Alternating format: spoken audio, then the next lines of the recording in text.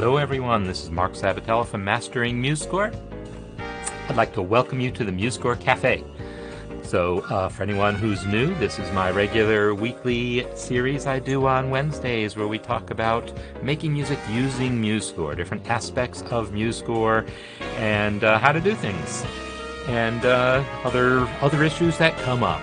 So that's what we're doing here, and my topic this week is going to be lead sheets. It's kind of in sync with the lesson that I posted recently in the music engraving workshop, which is another series that I do where we get really deep into details of how to notate music kind of most efficiently, most correctly, to get it to look really its best. And so today we're going to be talking about jazz and lead sheets specifically. So some of what we talk about is going to be specific to lead sheets. Some of what we talk about are just good to know techniques that could be useful in other situations as well. And we'll just see how that all goes. So I have a lead sheet that we're going to be working on today, and we'll look at basically what comes up entering it. I selected the lead sheet that I selected because it has a little bit of everything, and I actually kind of doctored it up a little bit to plant even more things in it so that it would be especially useful.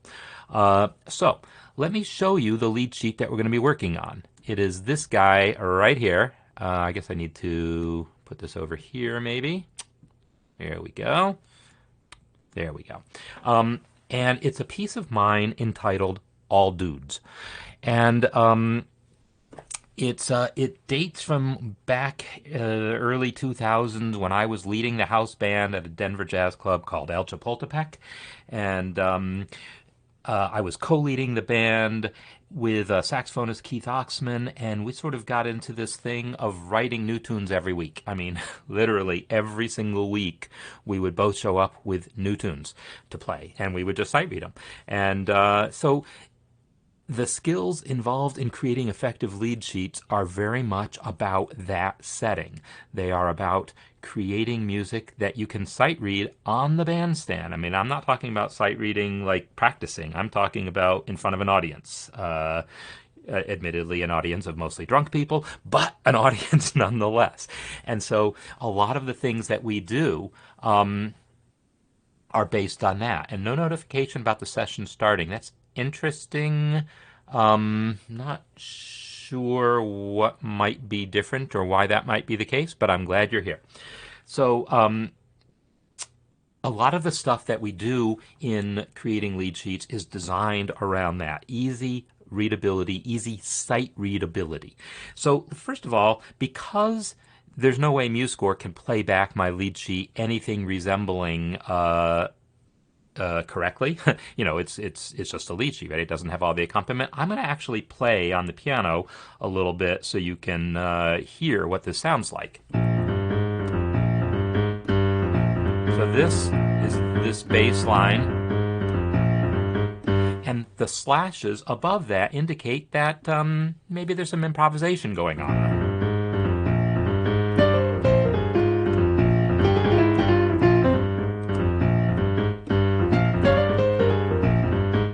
And we let that go for a little while.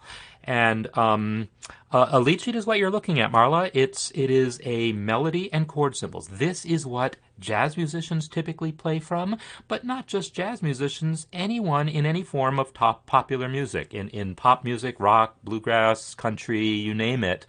This is typically what musicians are playing from.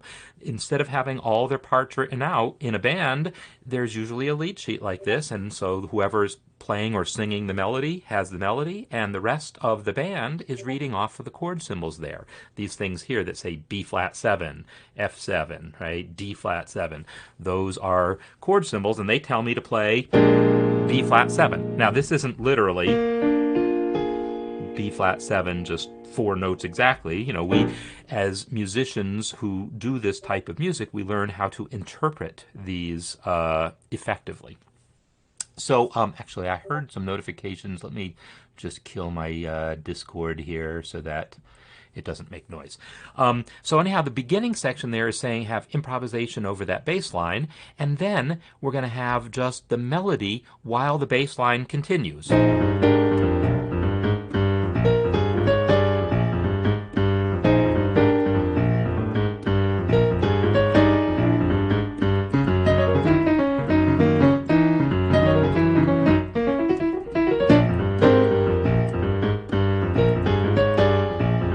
So anyhow, that is what the lead sheet is telling us. And then it basically has the melody here.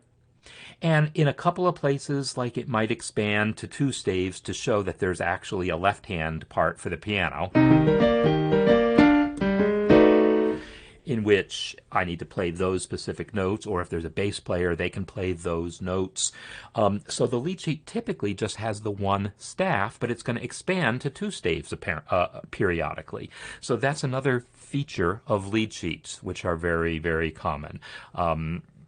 That it'll mostly be just 1 staff, but there'll be places where you need to show 2 staves, like at the beginning where I'm showing the bass line and also the slashes for improvisation, or on this staff where I'm showing this little bass accompaniment figure. So that's the essence of a lead sheet, and then that's it. It's just that melody, and then there's going to be repeat signs around it to say you repeat the melody, and then you start soloing over those same chords.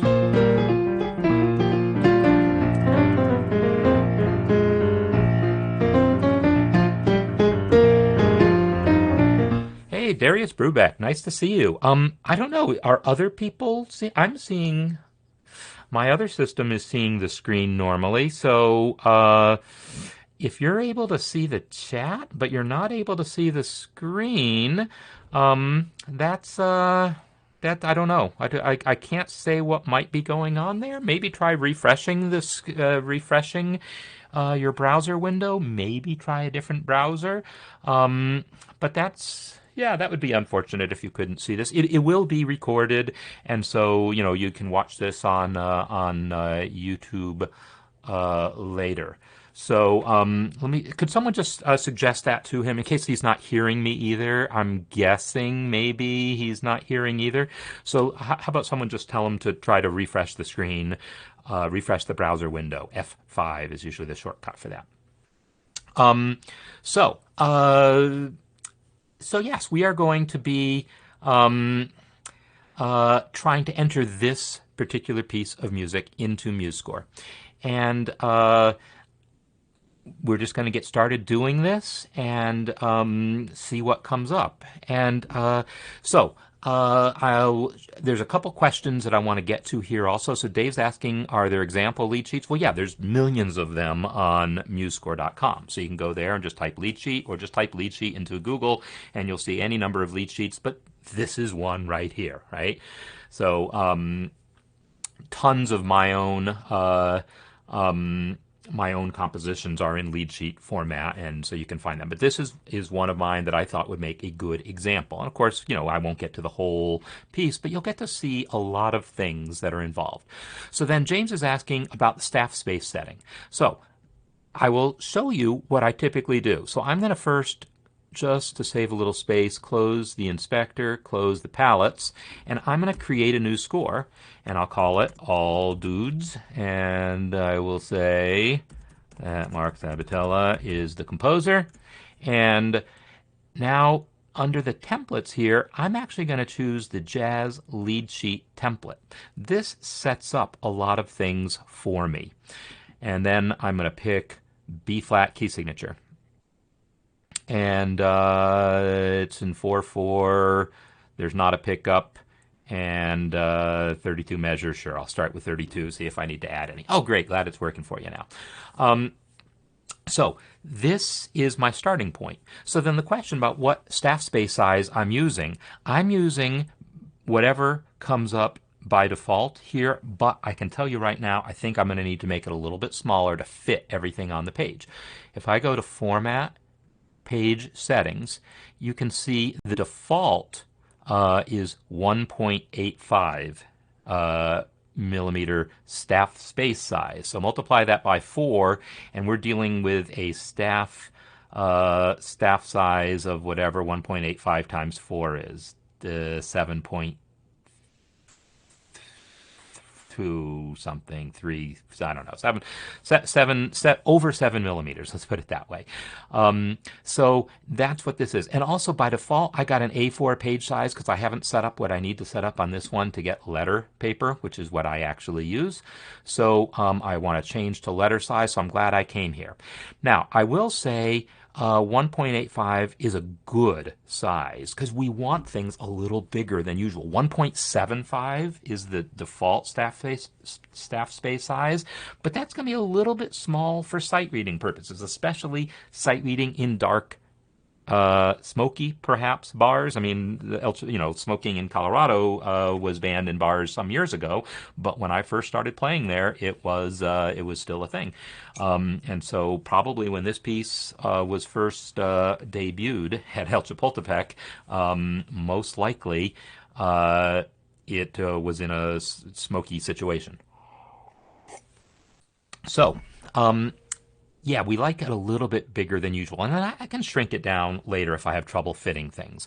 And so if you have a piece that you didn't do using the Jazz lead sheet template, here's my advice. I'm going to get out of here.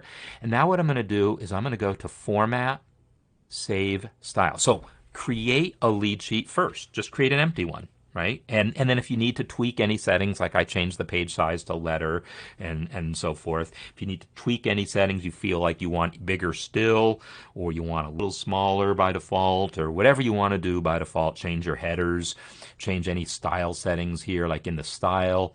In fact, I'm just going to do that right now. In here, I know that I often like on the subsequent pages to show the name of the piece. And I can do that. I can put a little symbol in here, dollar. If you hover the mouse here, it's going to pop up this special symbols little pop-up thing here. And I know, and it doesn't stay there forever, and so it's a little bit annoying, but I'm pretty sure that it's going to be $, work title, : And if I put this in the header, it's actually going to put the title of the piece there. So let's find out. I'm going to put in a page break with Control Break, Control Enter. And now my second page, I didn't get it right. All right, let me see if I can get that. So work title, all dudes. So I think that, I feel like that should have worked. Oh, I think I put it on the odd page header. So let me go back. So yeah, this is all good stuff to know. When I go to Format Style here, yes, this is the odd, because it's saying to have different headers for odd and even pages. I don't actually want that. I want the same header on all pages, except the first page. So it's not going to show up on the first page. And now I'm going to see that on all pages, and there it is, all dudes. And the page number is off in the corner. So that's a nice thing. So anyhow, now I have my style settings the way I want. I'm going to go to Format, Save, Style. When I do this, it's going to pop up a dialog eventually here, and this is going to let you save that style to a what's called a MuseScore style file, .mss. And then you can see that I've created a bunch of these, mostly just as demonstrations, but this could be my own special lead sheet .mss, and save that. And now, if you have just a plain regular score like this, I can now come to Format, Load Style, and say, hey, let's load that lead sheet style. And boom, now it's in the lead sheet style. And you can tell that because now it's using the handwritten font. It got rid of the indent on the first system because that's not commonly used in lead sheets. And if I put in a page break here, there's going to be some generic title on the second page. So yeah, so that worked.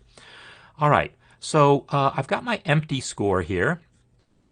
And the next thing I want to do here, well, let me get rid of that page break because I know I just put that in for show. Let me get rid of that. The next thing that I want to do is I want to get that extra staff in there, because if I flip back over to where we're looking at the thing, you can see, okay, I need 2 staves at the beginning of the score, and then it's going to go down to just 1. So let me add that other staff, all right? So I'm going to go to the Instruments menu, which is, or the Instruments dialog, Edit, Instruments. And now I can come here and I'll just add a staff. And now I have two staves, and it defaults to bass clef, which is what I want. So I'm happy there. And now I can start entering some notes. Oh, I need to get my little keyboard thing, right? My keystroke thing. There we go. 4 for eighth note, and then whoop, boom,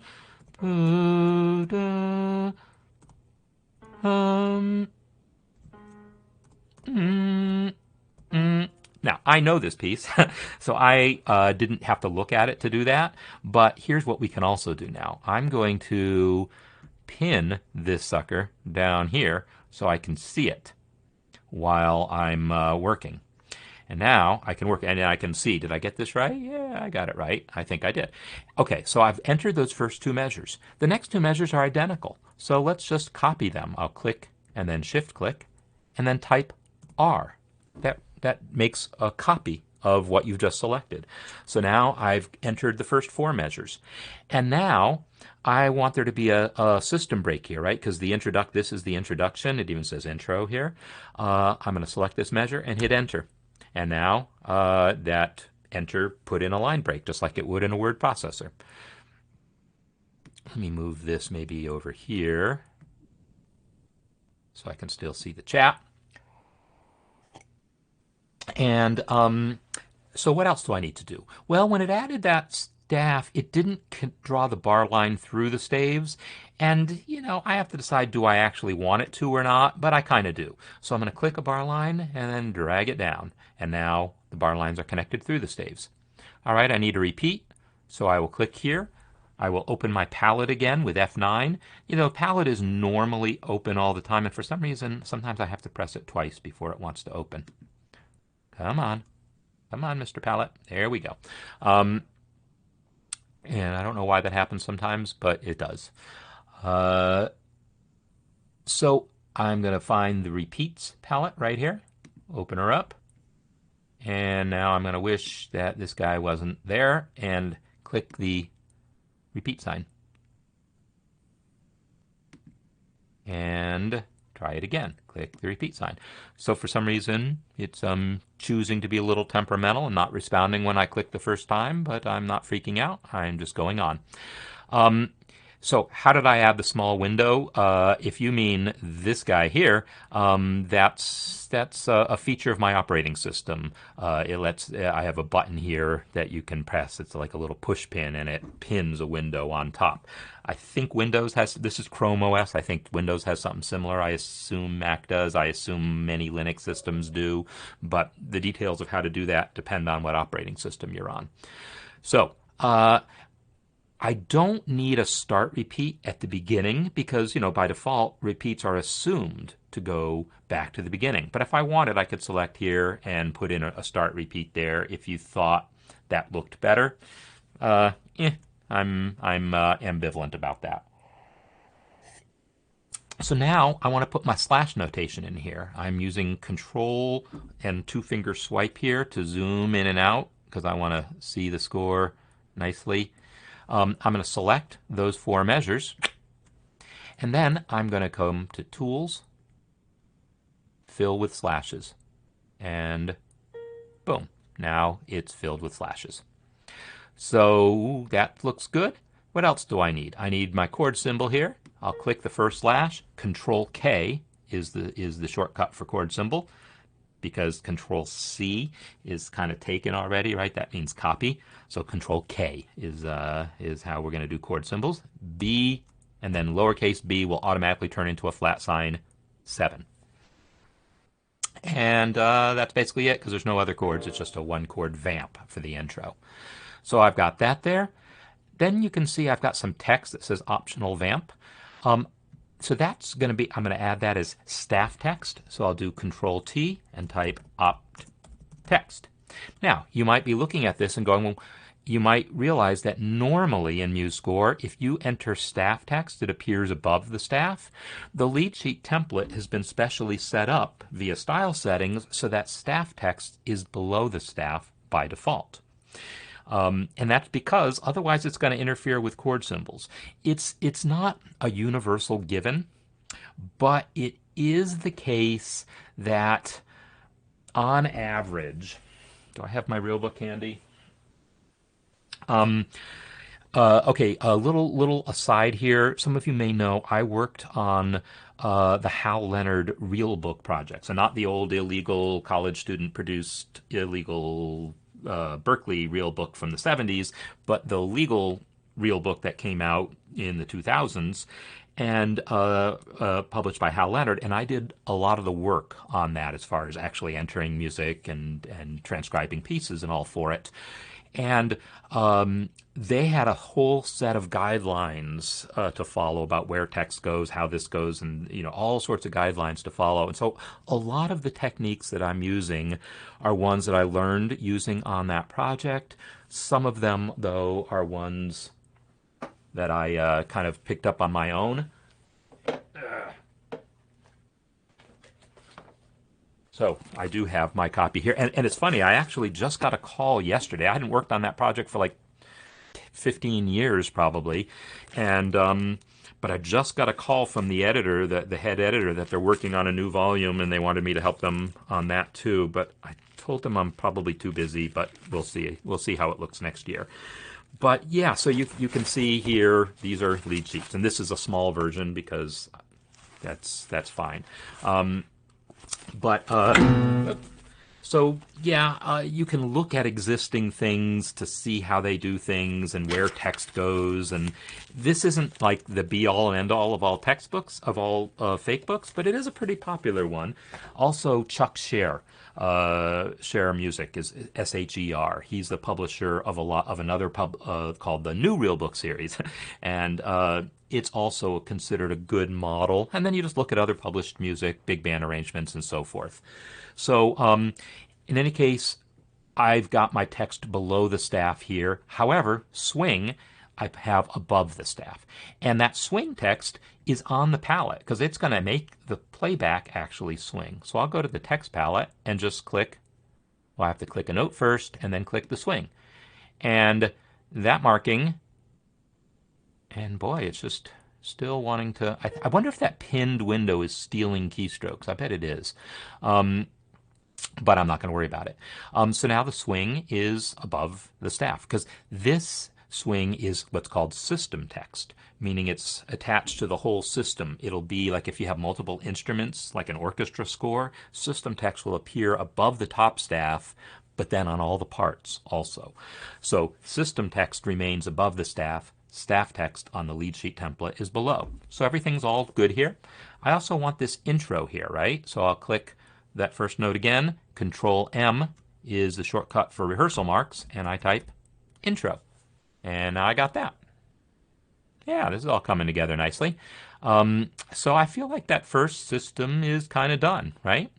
Now, the rest of the piece, when I look at this, it's going to be 4 measures per line. And that's not absolutely always the case with lead sheets, but it certainly is often the case that it's going to be 4 measures per line. So remember I hit enter to add that first break. What I'm going to do now is select the first measure and use Shift, Control, End to select to the end of the score. That's the shortcut that works in pretty much all programs. Shift, Control, End. If you're on a Mac, remember Control is Command. If you don't have a physical end key, like I don't have a physical end key, the FN key on your keyboard, the same key that you might use to access function, the row of function keys on the top, FN plus right arrow will be the same as end. And again, this isn't a MuseScore thing, this is a general computer thing. So I'm on a Chromebook here, my Windows computer is exactly the same way. Shift, Control, and then function key and right makes end. So that selects to the end of the score. So I have everything from here to the end selected, and now I can come to Format, Add, Remove System Breaks. And it's going to default to break systems every 4 measures, and because that's pretty common, and that's what I'm going to do. If you wanted it to be every 6 or every 8 or every 3, you could do that, but 4 is exactly what I want. So now I've got my system breaks in every 4 bars. Now the other thing you can see here is that that extra staff I added is there everywhere, and I don't want it there everywhere, right?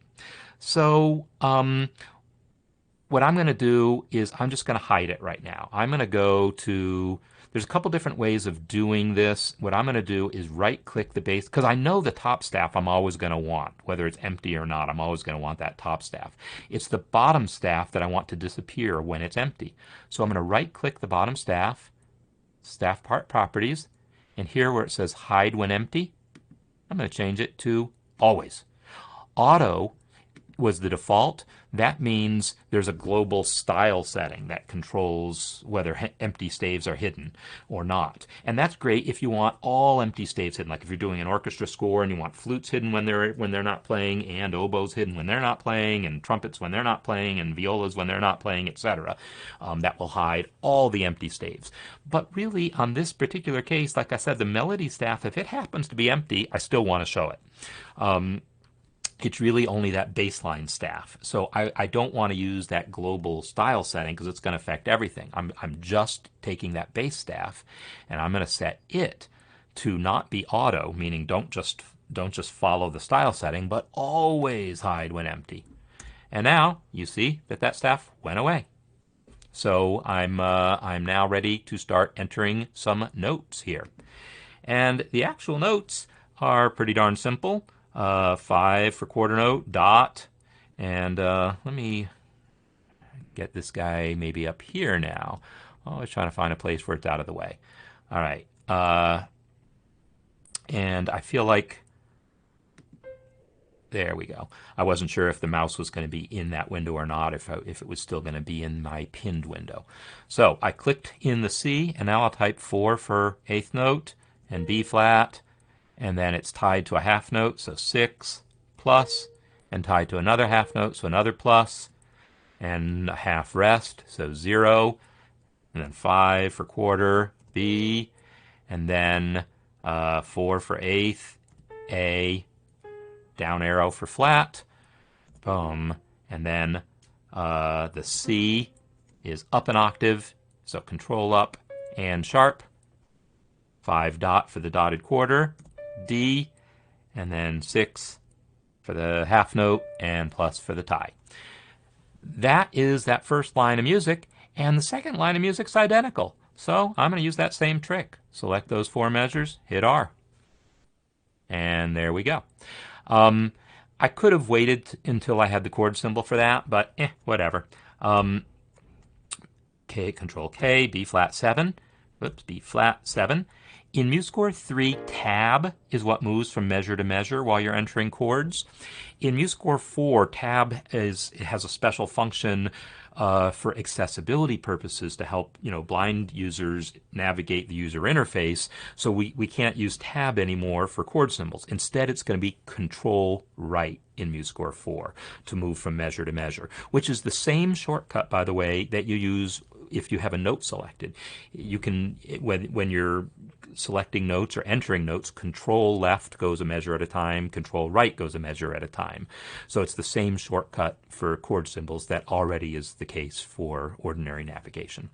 So what I want here, if you look at my original, and this is something I planted here, realistically, I don't really play that F7. I hint at it occasionally in soloing, but I wanted to show something. I wanted to show that chord symbols don't have to line up with a beat. So I'm going to start hitting spacebar now, and it's going to move beat by beat. See, now I'm on beat 2, now I'm on beat 3, now I'm on beat 4. And now I can type paren F7, close paren, and when I hit space to go to the next beat, you'll see it displays nicely. And then I can enter my B flat 7 here. So, moving along, cruising.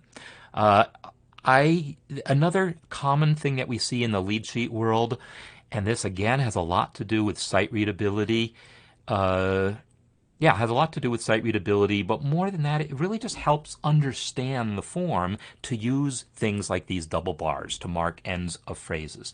Double bars every 8 bars, or 12 if it's a blues, are really common. So see you later, Colleen. I know you got your open studio now. So having a double bar here at every 8 bars, people who are accustomed to looking at classical scores might say, man, that's a lot of double bars. That's like cluttered. But it's not. That's all I can say. If you're dealing with a classical score, we don't typically use that many double bars. They're only for like major changes in a piece, like going into the development section of a sonata, say. So, might happen after 60 bars or something. But in jazz, we typically do it every 4 bars, every 8, because that's typically how the form of a piece works. We talk about a piece being A, B, A, and each section, A, B, and A, are 8 bars long, and that double bar just helps us recognize that, hey, we've reached the end of one A section, now we're in the next A section. Yes, you could figure that out also, but we don't want to be figuring out when we're sight reading. We just want to like, boom, there it is, boom, there it is, and I can quickly jump with my eyes to where I need to go, because remember, that thing was only like a page and a half long. We're going to repeat this thing over and over again. We play that melody, and then we go back and improvise over that same chord progression. And then we keep improvising over that same chord progression. And so our eyes are constantly dancing across the page, not just reading linearly.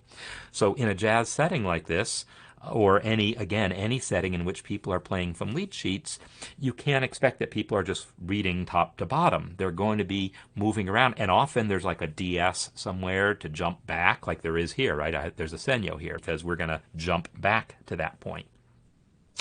So being able to keep the form in your head, and also like improvising, I don't want to have to be looking at the dang page. I want to, I improvise with my eyes closed.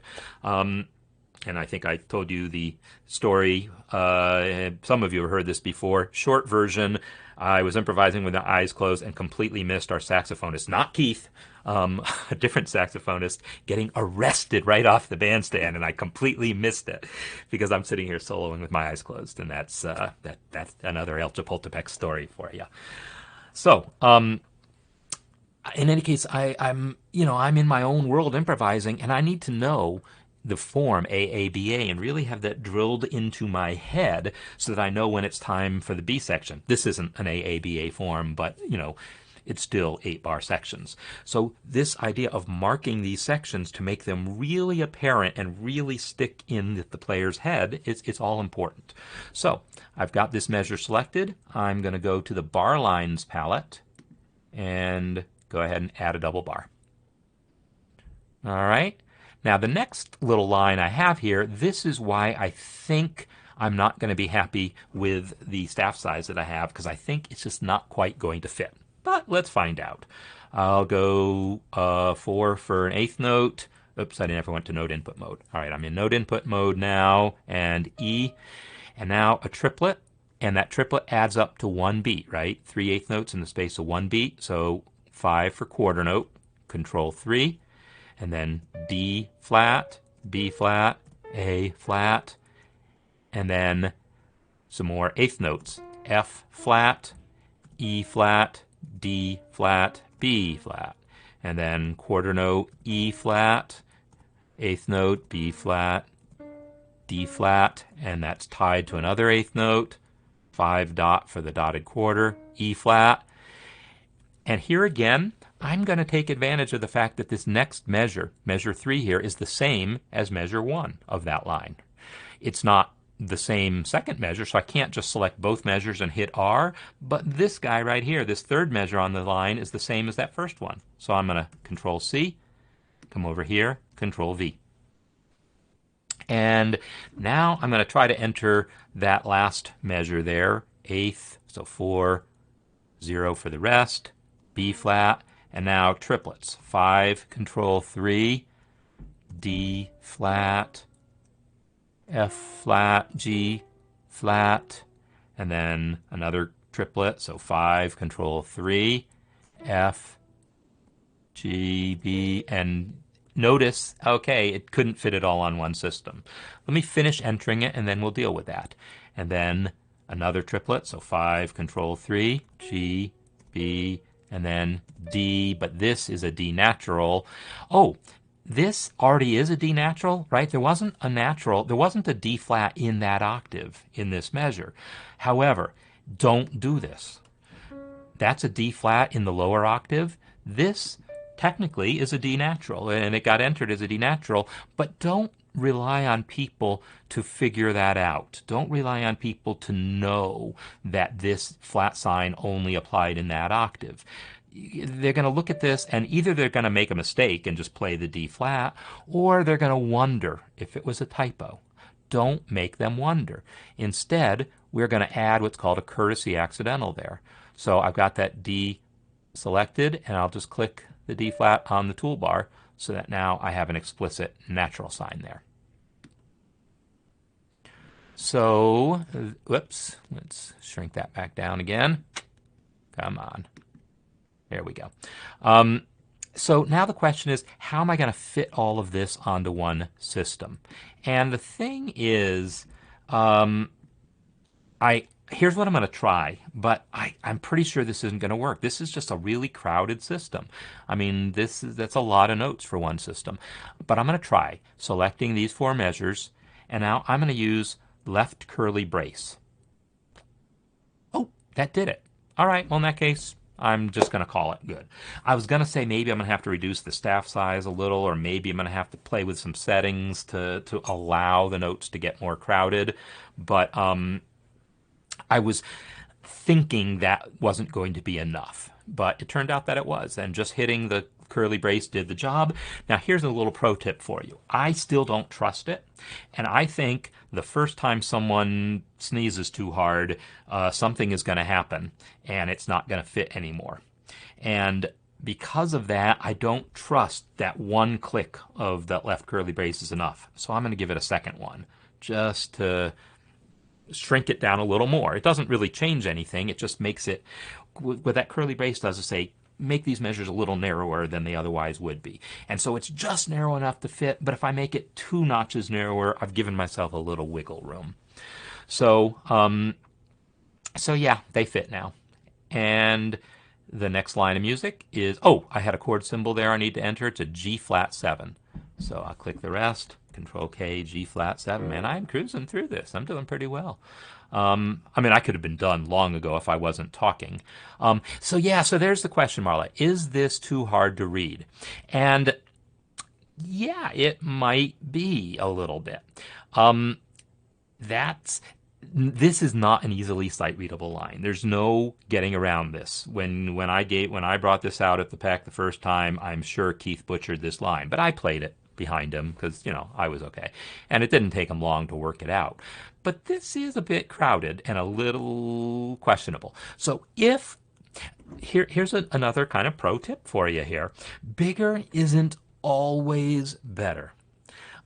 Because the notes are as big as they are, it's making this system pretty crowded. There's another thing going on here that is going to make me want to make the notes a little smaller. I'm going to make the staff a little smaller. I just am.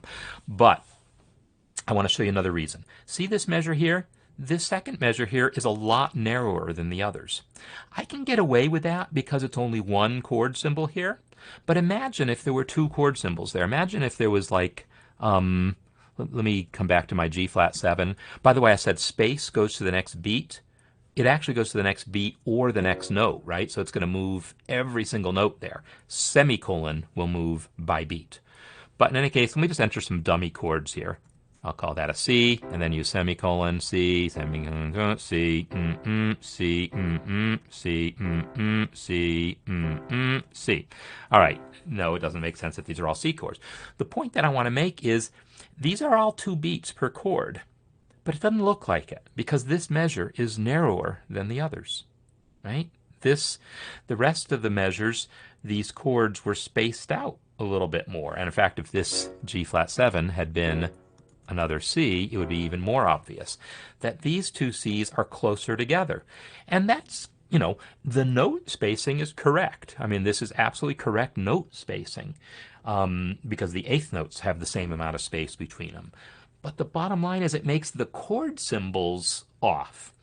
And so there's a delicate balance between having consistent note spacing from measure to measure versus consistent chord symbol spacing from measure to measure. And In many cases, we decide that the chord symbol spacing kind of wins out because, yeah, if the bass player is reading this, he's not paying attention to the melody probably. Yeah, should be, could be, but realistically, they're reading primarily, and me as a pianist, unless I'm playing the melody, I'm paying lip service to paying attention to the melody, but I'm mostly focused on the chord symbols. And then when I'm improvising, I'm definitely focused on the chord symbols. So this doesn't make me happy having this measure as narrow as it does. So I want to make that measure wider again. So I'm going to use right curly brace to expand it a bit. And yeah, at some point, like, is this enough or is it not enough? I don't know. Let me go one more notch, and now it doesn't fit anymore on one system. So here's why I am now going to come to Format, Page Settings, and just knock that down a little bit. Maybe I'm just going to go back to the 7.5, I think. Does that really not work? Oh, I didn't hit Apply. Yeah. Let's just call that good. I think, yeah, I'm just going to go with the 1.75. It's not a small size. It's just a little smaller than I would normally prefer for a real book. It's a 7mm staff. 1.75 is anywhere from 7, more than 7 but less than 8mm for the total staff size is what we're normally looking for. A 2mm staff space size would be a 2mm for the staff space is 8mm for the staff. And that's actually considered, that's comfortable. I mean, it's big, but it's comfortable. And if you can get away with 2mm as a staff space, go for it. But there's no way here. So I've knocked this down to be a little better. And now my measures aren't exactly the same width, but that's okay. I just wanted to get the chord symbol spacing to look a little better. All right, now I can go back here and G flat 7, fix that chord. Oh, these other chords, I want to delete them now. Check this out. I'll click the first one, shift click the last one. And that selected all the chord symbols between those two. And now hit delete, and they're gone. So that's another generally useful technique. Clicking something, shift clicking something else. If you do that with measures, like, click this measure, shift click that measure, it selects the whole range there. But if you do it with other things like chord symbols, it selects just the chord symbols in that range. So that's a useful trick to know. All right. Let's keep going, entering some more notes. 5, 4, and let me get this back somewhere now where it's not in my way. It's always in the way somewhere, but I can keep moving it around. And then 4, oh yeah, gotta go back to that window. B flat, 6, tie again, rest. All right, even though I don't need to do this, I could type just as fast. These two measures are exactly the same as those two, so I'm going to copy and paste. And I need my B flat 7 here. All right. So here's the next thing that I'm going to do. Look at this next measure here. This next, I need another double bar. So select this measure and click the double bar.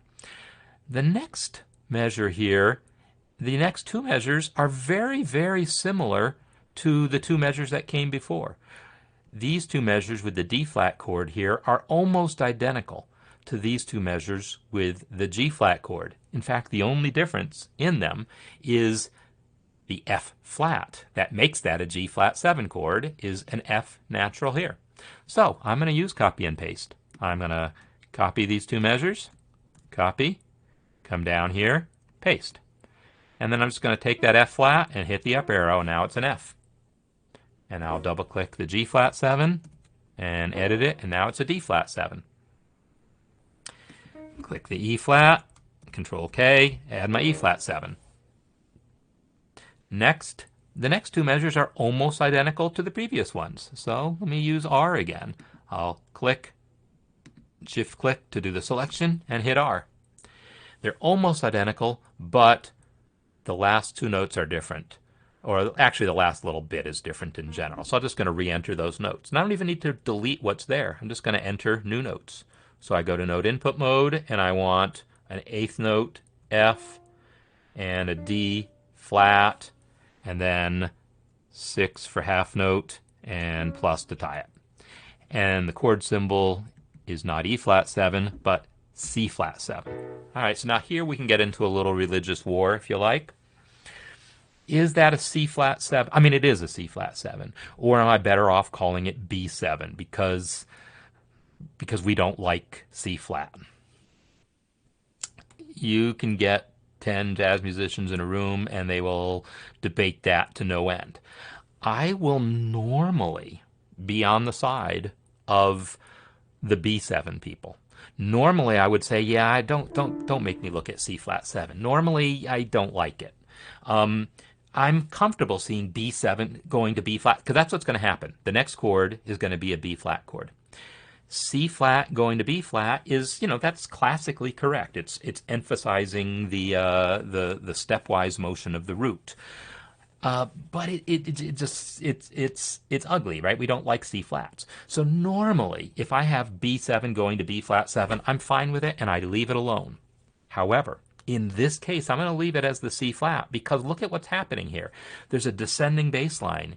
E flat, D flat, C flat, and then the next chord is B flat. And I feel like that descending line is clearer with the C flat than it would have been with the B.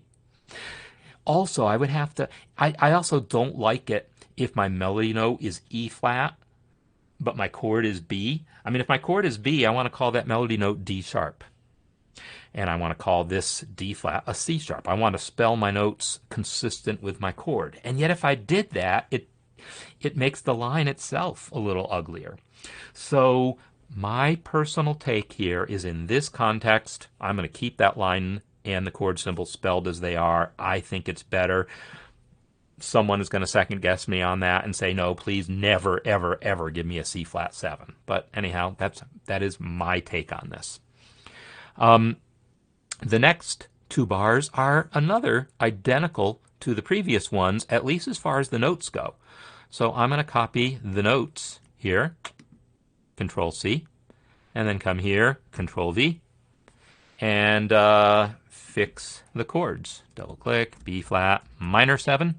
Oh, here's another little, good to see that you're agreeing with the C flat there. Because, yeah, I don't like it in general. I'm okay with it, but here, yeah. All right, so this B flat minor chord here. Notice the spelling. Everything else that I've had here has been a dominant 7th chord because this is kind of a bluesy piece and it's all about dominant 7th chords. But when we come to major 7th chords or minor 7th chords, we get to have another religious war. Another religious war about how we like to abbreviate our minor chords. The real book uses dash. C-7 or hyphen to mean minor. And I would say that was pretty big in the 70s. That was the normal thing in the 70s. However, somewhere around the 80s is when most major publishers started switching to MA and MI. MA for major and MI for minor. Now, when I say major publishers weren't putting out jazz fake books necessarily, but they were putting out big band arrangements and big, like Sammy Nestico. All the Sammy Nestico charts were MA and MI for major and minor. But fake books were still hodgepodge of whatever until Chuck Scher came out. When Chuck Scher came out with his new real book, which was the late 80s, he went with the MA and MI. And the Hal Leonard real book is still going with the way the old illegal real book did it, with the dash for minor and I think MAJ for major. Dash for minor, MAJ for major. And it's really hard to change what you're used to, and people are going to understand it kind of no matter what.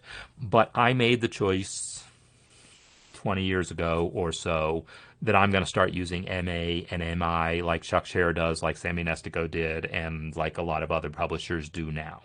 So I'm now an MA, MI person. That's me.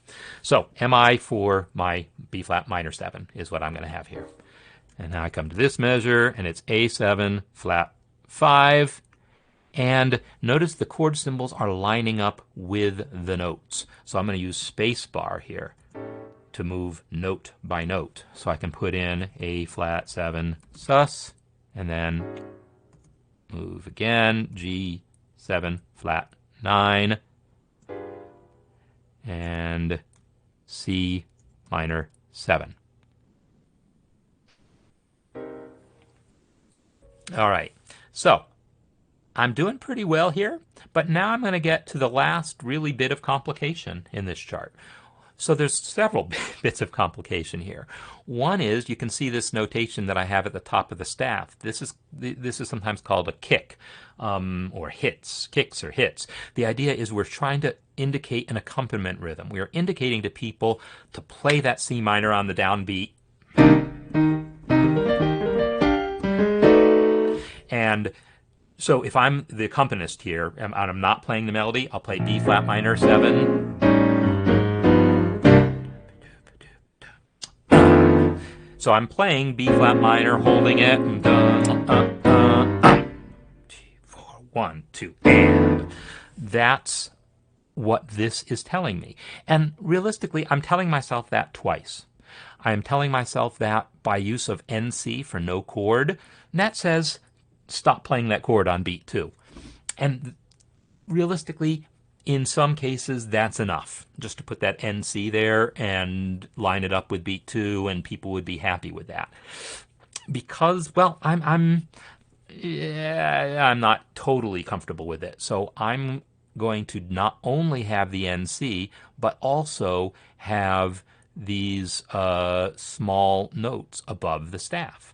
And so I want to show you how to enter those small notes above the staff. What I'm going to do is I'm going to enter them first. This is not strictly necessary, but it makes it a little more efficient. I'm going to enter a quarter note C. And then some rests, right? Quarter rest, half rest, quarter rest, eighth rest, and then an eighth note, and I'll just make it be an F. It's not going to play. It doesn't really matter, but I'll just make it reflect the actual chords. So this is the rhythm that I want to show above the staff. Quarter note, and then quarter rest, eighth, and then eighth note tied, right? So that's the rhythm I want. Now I'm going to select those two measures. I want to move those notes to voice 3. If I do it in voice 1, it's going to put these it's going to create this thing, we sometimes call it slash notation or rhythmic slash notation. It's going to put that on the staff, which isn't what I want. I want it above the staff. So voice 1, well, let me show you that first. If I go to Tools, Toggle, Rhythmic Slash Notation, it's going to show me that rhythm, but it shows it to me directly on the staff, which isn't what I want here. So I'm going to undo that. And now I want to go to Tools, Measure, Tools, Voices, Exchange Voice 1 and 3. That's going to move all those notes to voice 3. Now they're in voice 3, and they're still selected. And now I can come to Tools, Toggle Rhythmic Slash Notation, and they are above the staff now, which is where I want them. So yeah, that kind of did the job there. So by having these notes in voice 3 and then Toggle Rhythmic Slash Notation, you get them above the staff. And now I can enter the actual melody. In voice 1, 4 for the rest, E flat, 5, control 3 for the triplet, G, B flat, D, and again, courtesy accidental here, so let me just go ahead and enter that right now. Come on. All right, didn't want to do it right now. I think, again, having the pinned windows get in the way, but I'll come back for you later. G, down, B flat, D, F, and then 5 for the quarter, rest, 4, rest, and then 4 for the D, and then 6 for the tie. All right, so this is almost there, but we're not there yet. The stem directions are off. What's happening is MuseScore says, hey, there's multiple voices here. I know in multiple voices, voice 1 is stem up. but I don't want voice 1 stem up because it's actually not right here. This business here, basically that slash notation should be ignored when it comes to stem direction. And realistically, we should have programmed it that way, but we didn't. So the stem direction is not ignoring the slash notation. So I'm going to have to set these stems manually. So I'm going to come to that triplet and hit X to flip those guys down. Come to the G and hit X to flip those guys down.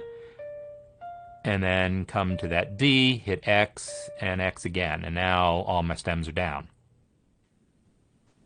By the way, I haven't saved this thing yet, so I feel like I should do that, just because it's always good to save your work, and I get on people's case if they get a crash and lose their work, and I'm like, yeah, you should have saved it. But I won't be upset if I lose this. I got a million other copies of it. But sorry, I accidentally saved it under a different name and saved over. Dave, you think you recognize it? That is, in fact, your score. I just saved it over. So let me try it again. Save as this time. And come on. This time I will call it all dudes. All right. So I said we're almost done, and we are. I need the left-hand part here. But remember, I hid that bottom staff. Well, here's my trick for getting there. I'm going to go to Node Input Mode. And now I'm going to use the shortcut to move the cursor between staves. Left and right, move left and right, right? To move down to the bottom staff, up and arrow, down arrow don't do it by themselves, because up arrow and down arrow, you're right, change pitches.